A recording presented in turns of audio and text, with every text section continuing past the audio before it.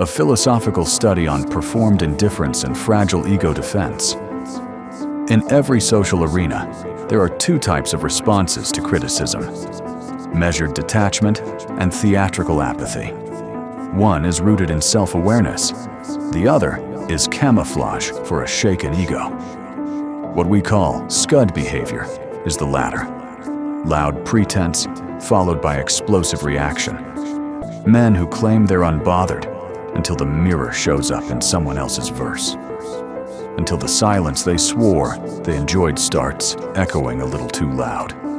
Until a line, any line, feels too accurate for comfort. They're probably out there rapping about me. I don't care. That's not detachment. That's a preloaded alibi, a defense mechanism rehearsed before the punch lands. Because the truth is, the ones who say they're unbothered the most are often the ones already composing their rebuttal before you've even pressed record.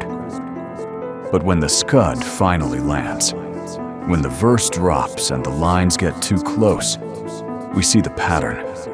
They report. They over-message. They obsessively surveil. They spiral into contact attempts that look less like resolution and more like emotional residue posing as masculinity. This isn't about one man. It's about a whole culture of fragile performers who wear apathy like a hoodie, but can't stop peeking through the blinds when the silence gets personal. There's a psychological term for this: preemptive dissociation.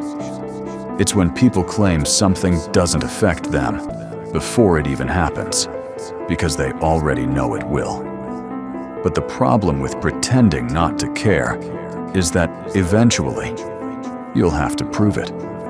And when your reaction involves reports, calls, blocked number voicemails, and sudden public concern, you weren't unbothered.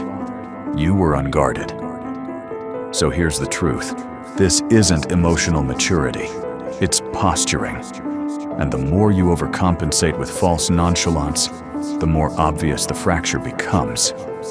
We're not attacking you. We're studying the behavior. We're looking at how men turn into their own critics the moment a mirror gets held up. And if that mirror comes through a track, a verse, a visual, a scud you never saw coming, maybe you weren't built to survive in that kind of heat in the first place. Because, as we've learned, those who are truly unbothered don't flinch at impact.